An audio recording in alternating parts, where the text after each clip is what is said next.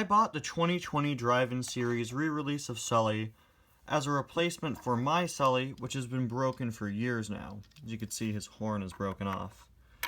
For those of you who don't know, whenever I get a car and say it's a replacement, that doesn't mean anything's going to happen to this Sulley. He'll still be there where he was before on my table. Now I just have this new Sulley to display, who's fully complete and in a better condition. And in case I ever want to use Sulley in any videos, this is the one I'll be using. But, you know, there's one thing about the Sulley diecast that really bothers me. Sulley's supposed to be a monster truck. He's from the parody of Monsters, Inc., Monster Trucks, Inc., and, well, you see, when compared to the other monster trucks made by Mattel, something is up. Sulley should really be way bigger than he is. Honestly, the same thing should be said about the Yeti, who, by the way, is weirdly missing from this series, but that's beyond the point. The reason why Sulley is so small is probably because he was released back in 2007, before the Deluxe line was even a thing. Deluxes, originally called Mega Size, first came out in 2008. Sulley was released in 2007, and I guess they just never chose to update him to make him more size accurate, which is really unfortunate because it's just so weird to have him be so small compared to all the other monster trucks we've gotten.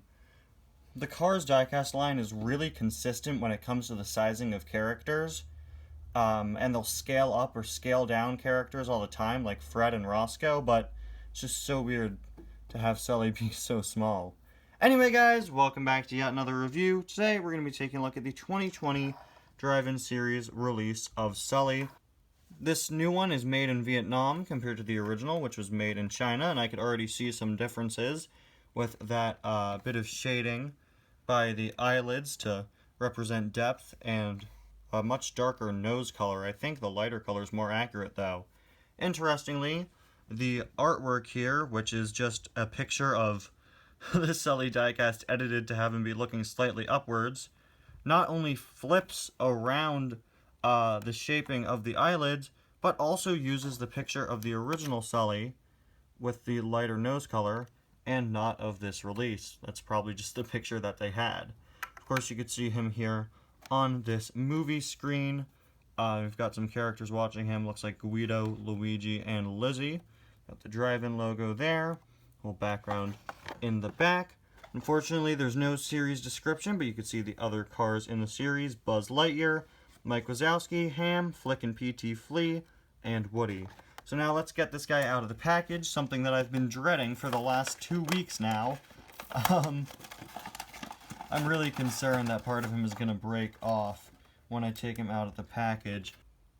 The cars in this series are crammed into this one big bubble compared to the regular Cars releases, which are sort of a two-part thing that unfolds when you open it. You can't really see it with Sarge there, but I have to be really careful while I pop this guy out. I don't want to damage any part of him. There we go. Alright. That was way easier than I thought it would be. Alright, there we go. He is out of the package, so here he is. And here is the original Sulley. Looks like he has a bit of a darker blue. The decals just look a bit more vibrant, but that's probably because I've had this one for years now. At first, I thought the placement of the spots on the new Sulley was different. They're not. They're just much darker. And again, that might be something new with this variant of him, or that just might be the fact that this guy right here is like 13 years old. He's got a pretty calm expression there, a nice little grin. We, of course, have the nose, one of the few Cars characters with some sort of nose, which is just kind of weird for him to have, but of course it is in reference to the character of Sulley from Monsters, Inc. We have his two horns there, which look to be slightly different shapes, which is interesting. Let's see, can't really tell if that's how it is on the packaging, but this one looks to be a bit taller than this one. Not too sure how accurate that is. Of course, we have more dots on the side. These huge, huge monster truck wheels that are really close together because he's not a deluxe. There is the back with even more dots and such. Doesn't have a license plate, though. There is the other side. And there is the base, which you Probably can't even see. Let's see. It looks like some of the stuff on his base is written on the axle there. I can't really tell. Yeah, the code is on his axle. He's got a really interesting base. Yeah, the code is written there, but I can't really make out where it says, made in Vietnam. It's probably further down there. That's definitely interesting. Anyway, guys, thank you all so much for watching. I'll see you guys next time. Bye now.